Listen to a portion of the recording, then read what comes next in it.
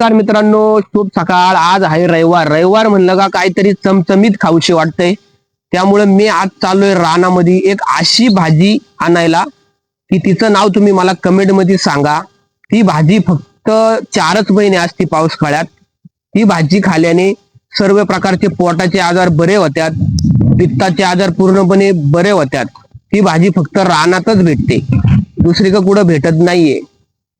भाजी म्हणजे काय? रानभाजी म्हणजे ती शेती किंवा निगा न राखता निसर्गाने आपल्याला दिलेली भाजी, त्याला रानभाजी असे म्हणतात। ती आपण आता काढायला जाणार आहे। पवन इकडे रे, कोणत्या दिशेला भेटेल आपल्याला ती भाजी? अरे या साईडला या साईडला चला मग।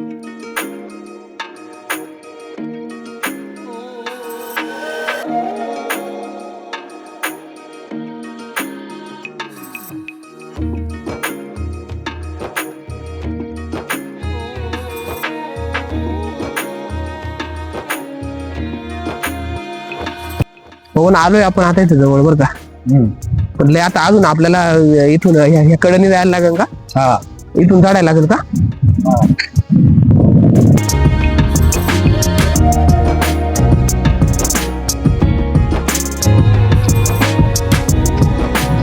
नाना वरून गावले भारी दिसत रे आपलं, बघ ना।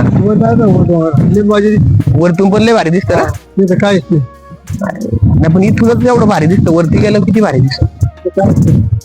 ओमकार तो शिंगे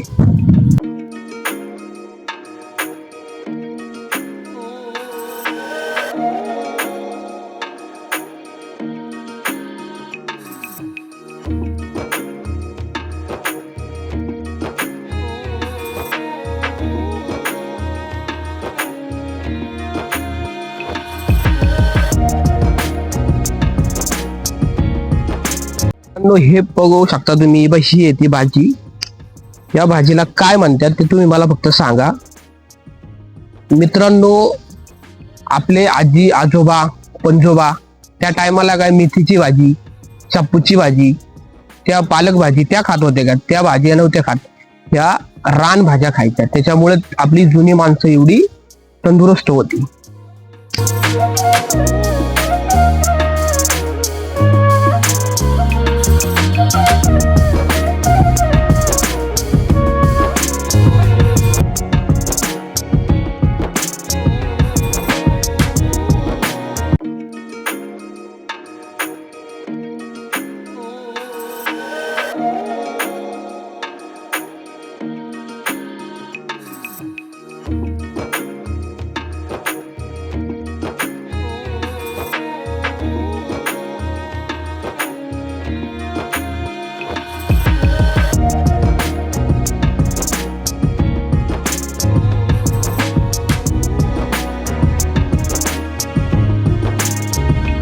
घरी जाता जाता मला एक मधमाशीचं मॉळ दिसलेले।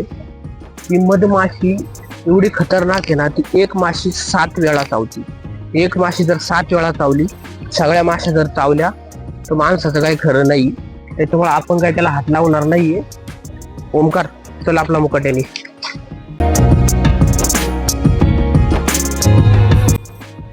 मित्रांनो आपण आज इकडं आलो, पण आपल्याला म्हणनाशी एवढी भाजी भेटलेली नाहीये, पण एक कालवण होईल एवढी नक्कीच भेटलेली आहे। आपण आता हे घरी नेऊ आणि ह्याच्यावरती मस्त ताव मारू।